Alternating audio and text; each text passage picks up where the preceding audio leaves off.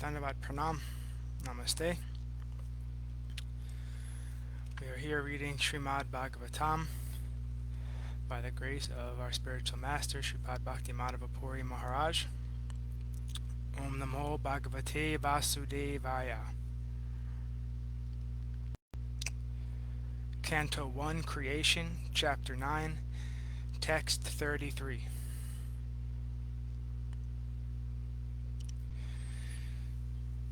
Tribhuvana Kamanam Tamalavarnam Ravikara Ghoravara Ambaram Dadhane Vapur Alaka Kula Vritana Bhajam Vijaya Shakiratir Astume Navadya. Sri Krishna is the intimate friend of Arjuna.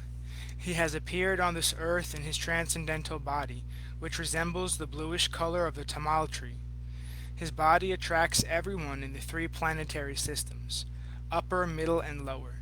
May his glittering yellow dress and his lotus face covering with paintings of sandalwood pulp, be the object of my attraction, and may I not desire fruitive results. Purport. When Sri Krishna, by his own internal pleasure, appears on the earth, he does so by the agency of his internal potency. The attractive features of his transcendental body are desired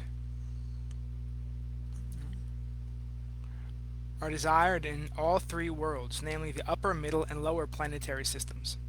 Nowhere in the universe are there such beautiful bodily features as those of Lord Krishna. Therefore, his transcendental body has nothing to do with anything materially created. Arjuna is described here as the conqueror, and Krishna is described as his intimate friend. Bhīṣmadeva, on his bed of arrows after the battle of Kurukshetra, is remembering the particular dress of Lord Krishna which he put on as the driver of Arjuna's chariot. While fighting was going on between Arjuna and Bhīṣma, Bhīṣma's attraction was drawn by the glittering dress of Krishna, and indirectly he admired his so-called enemy Arjuna for possessing the Lord as his friend. Arjuna was always a conqueror because the Lord was his friend. Bhīṣmadeva takes this opportunity to address the Lord as Vijaya Shake, friend of Arjuna, because the Lord is pleased when he is addressed conjointly with his devotees, who are related with him in different transcendental humors. While Krishna was the charioteer of Arjuna, sun rays glittered on the dress of the Lord, and the beautiful hue created by the reflection of such rays was never forgotten by Bhīṣmadeva. As a great fighter, he was relishing the relation of Krishna in the chivalrous humor. Transcendental relation with the Lord in any one of the different rasas, humors, is relishable by the respective devotees in the highest ecstasy. Less intelligent mundaners who want to make a show of being transcendentally related with the Lord artificially jump at once to the relation of conjugal love, imitating the damsels of Vrajadam. Such a cheap relation with the Lord exhibits only the base mentality of the mundaner, because one who has relished conjugal humor with the Lord cannot be attached to worldly conjugal rasa, which is condemned by even mundane ethics. The eternal relation of a particular soul with the Lord is evolved. A genuine relation of the living being with the Supreme Lord can take any form out of five principal rasas, and it does not make any difference in transcendental degree to the genuine devotee. Bhīṣmadeva is a concrete example of this, and should be carefully observed how the great general is transcendentally related with the Lord. Text 34. Yudhitara Rajo Vidhumra Vishvak Kachalulita Shrama Vayalan Kutasye Mama Nisita Sarar Vibidyamana Tvachi Vilasat Kavache Stu Krishna Atma. On the battlefield, where Sri Krishna attended Arjuna out of friendship, the flowing hair of Lord Krishna turned ashen due to the dust raised by the hoof prints of the horses, and because of his labor, beads of sweat wet his face. All these decorations, intensified by the wounds dealt by the sharp arrows, were enjoyed by him. Let my mind thus go unto Sri Krishna. Purport. The Lord is the absolute form of eternity, bliss, and knowledge. As such, transcendental loving service to the Lord in one of the five principal relations, namely Shanta, Dasya, Sakya, Vatsalya, and Madhurya, i.e. neutrality, servitorship, fraternity, parental affection, and conjugal love, is graciously accepted by the Lord when offered to the Lord in a genuine love and affection. Sri Bhīṣmadeva is a great devotee of the Lord, and in the relationship of servitorship. Thus his throwing of sharp arrows at the transcendental body of the Lord is as good as the worship of another devotee who throws soft roses upon him. It appears that Bhīṣmadeva is repenting the actions he committed against the person of the Lord, but factually the Lord's body was not at all pained, due to his transcendental existence. His body is not matter. Both he himself and his body are complete spiritual identity.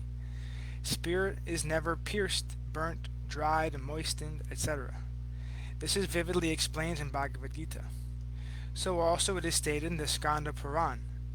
It is said there that spirit is always uncontaminated and indestructible. It cannot be distressed, nor can it be dried up. When Lord Vishnu in his incarnation appears before us, he seems to be like one of the conditioned souls, materially encaged, just to bewilder the asuras, or the non-believers, who are always alert to kill the Lord. Even from the very beginning of his appearance, Kamsa wanted to kill Kṛṣṇa, and Ravana wanted to kill Rama, because foolishly they were unaware of the fact that the Lord is never killed, for the spirit is never annihilated. Therefore, Bhīṣmadeva's piercing of the body of Lord Kṛṣṇa is a short of bewildering problem for the non-devotee atheist, but those who are devotees or liberated souls are not bewildered. Bhīṣmadeva appreciated the all-merciful attitude of the Lord because he did not leave Arjuna alone, although he was disturbed by sharpened arrows of Bhīṣmadeva, nor was he reluctant to come before Bhīṣma's deathbed, even though he was ill-treated by him on the battlefield.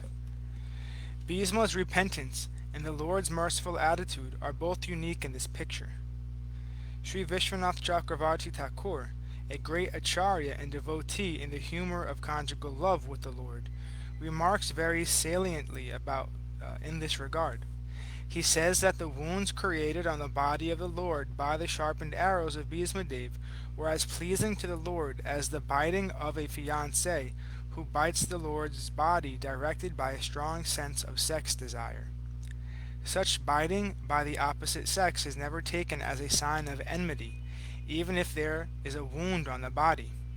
Therefore, the fighting as an exchange of transcendental pleasure between the Lord and his pure devotee, Sri Bhīṣmadeva, was not at all mundane. Besides that, since the Lord's body and the Lord are identical, there is no possibility of wounds in the absolute body. The apparent wounds caused by the sharpened arrows are misleading to the common man, but one who has a little absolute knowledge can understand the transcendental exchange in the chivalrous relation. The Lord was perfectly happy with the wounds caused by the sharpened arrows of Bhīṣmadeva. The word vibhidyamana is significant because the Lord's skin is non-different from the Lord. Because our skin is different from our soul, in our case the word vibhidyamana, or being bruised and cut, would have been quite suitable. Transcendental bliss is of a different variety, and the variety of activities in the mundane world is but a perverted reflection of transcendental bliss. Because everything in the mundane world is qualitatively mundane, it is full of inebrieties, whereas the absolute realm, because everything is of the same absolute nature, there are varieties of enjoyment without inebriety. The Lord enjoyed the wounds created by his great devotee Bhīṣma, and because Bhīṣma is a devotee in the chivalrous relation, he fixes up his mind on Kṛṣṇa in that wounded condition. Text 35. Sapari Shakivacho Nishamya Madhye Nijaparayor Balayor Ratam Nivishya Stitavati Para Sainikayor Akshna Pratavati Porta Shake Ratir Mamastu. In obedience to the command of his friend, Lord Sri Krishna entered the arena of the battlefield of Kurukshetra between the soldiers of Arjuna and Duryodhana, and while there he shortened the lifespans of the opposite party by his merciful glance. This was done simply by his looking at the enemy. Let my mind be fixed upon that Krishna. Purport. In the Bhagavad Gita 1.21 through 25, Arjuna ordered the infallible Lord Sri Krishna to place his chariot between the phalanxes of the soldiers. He asked him to stay there until he had finished observing the enemies he had to face in the battle. When the Lord was so asked, he at once did so, just like an order carrier. And the Lord pointed out all the important men on the opposing side, saying, "Here is Bhīṣma, here is Drona," and so on. The Lord, being the supreme living being, is never the order supplier or order carrier of anyone, whoever he may be. But out of his causeless mercy and affection for his pure devotees, sometimes he carries out the order of the devotee like an awaiting servant. By executing the order of a devotee, the Lord becomes pleased, and as a father is pleased to carry out the order of his small child. This is possible only out of pure transcendental love between the Lord and his devotees, and Bhīṣmadeva was quite aware of this fact. He therefore addressed the Lord as the friend of Arjuna. The Lord diminished the duration of life of the opposite party by his merciful glance. It is said that all the fighters who assembled on the battlefield of Kurukshetra attained salvation by personally seeing the Lord at the time of death. Therefore, his diminishing the duration of life of Arjuna's enemy does not mean that he was partial to the cause of Arjuna.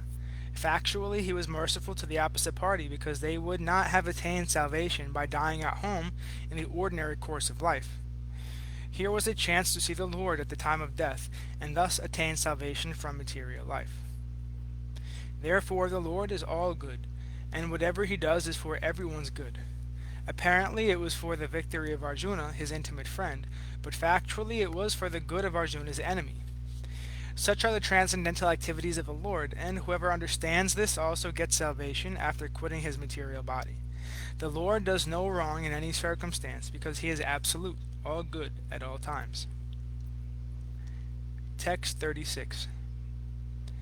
Vyavahita pratana mukham niriksha svajhana vadhad vimukasya dosha bhudya kumatim aharad atma vidyayayas charanarati paramasya tasya mestu.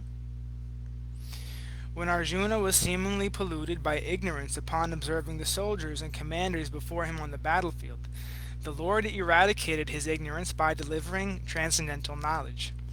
May his lotus feet always remain the object of my attraction. Purport. The kings and commanders were to stand in the front of the fighting soldiers. That was the system of actual fighting. The kings and commanders were not so-called presidents or ministers of defense as they are today. They would not stay home while the poor soldiers or mercenaries were fighting face to face. This may be the regulation of modern democracy, but when actual monarchy was prevailing, the monarchs were not cowards elected with consideration of qualification.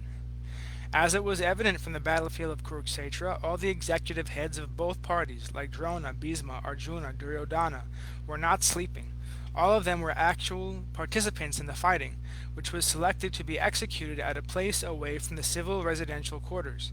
This means that the innocent citizens were immune from all the effects of fighting between rival royal parties. The citizens had no business in seeing what was going to happen during such fighting. They were to pay 1/4 of their income to the ruler, whether he be Arjuna or Duryodhana. All the commanders of the parties on the battlefield of Kurukshetra were standing face to face, and Arjuna saw them with great compassion and lamented that he was going to kill his kinsman on the battlefield for the sake of the empire.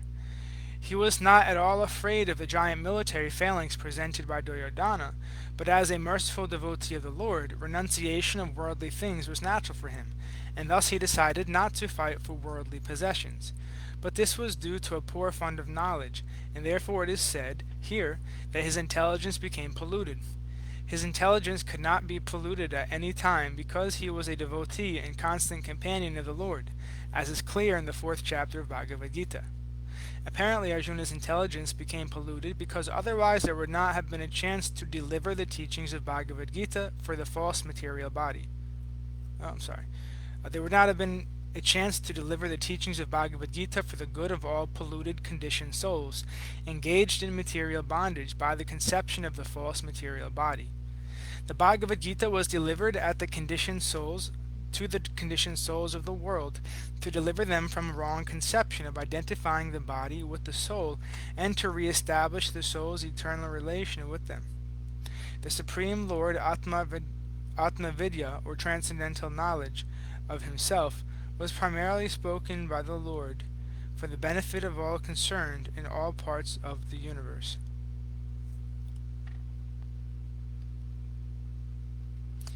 Okay, thus ends our reading for today. We will continue from text 37 on Monday. All glories to Śrīmad-Bhāgavatam ki jai. All glories to Śrīpad Bhakti Madhava Puri Maharaj ki jai. All glories to Srila Bhakti Nirmala Acharya Maharaj ki jai. All glories to Srila Bhakti Sundar Govinda Dev Goswami Maharaj ki jai. All glories to Srila A.C. Bhakti Vedanta Swami Prabhupada ki jai. All glories to Srila Bhakti Rakshak Shridhar Goswami Maharaj ki jai. All glories to Jagat Guru Srila Bhakti Siddhanta Saraswati Thakur Prabhupada ki jai. All glories to Arupanuga Guru Varga ki jai. All glories to the assembled devotees. All glories to the worldwide devotees. Bhakti Vrinda ki jai. All glories to Shripad Bhakti Vigyan Muni Maharaj ki jai. All glories to Shripad Bhakti Niskam Shanta Maharaj ki jai. All glories to Navadvip Dham ki jai. Nashingapali Dham ki jai. Ekachakra Dham ki jai. Mayapur Dham ki jai. Jagannath Puri Dham ki jai. Baladev Subhadra Jagannath Ju ki jai. Jai Vrindavan Dham ki jai. Giri Govardhan Gupta Govardhan Dham ki jai. Sham Kund Radhakund ki jai. Tulsi Devi Bhakti Devi Vrinda Devi ki jai. Hare Hare Krishna.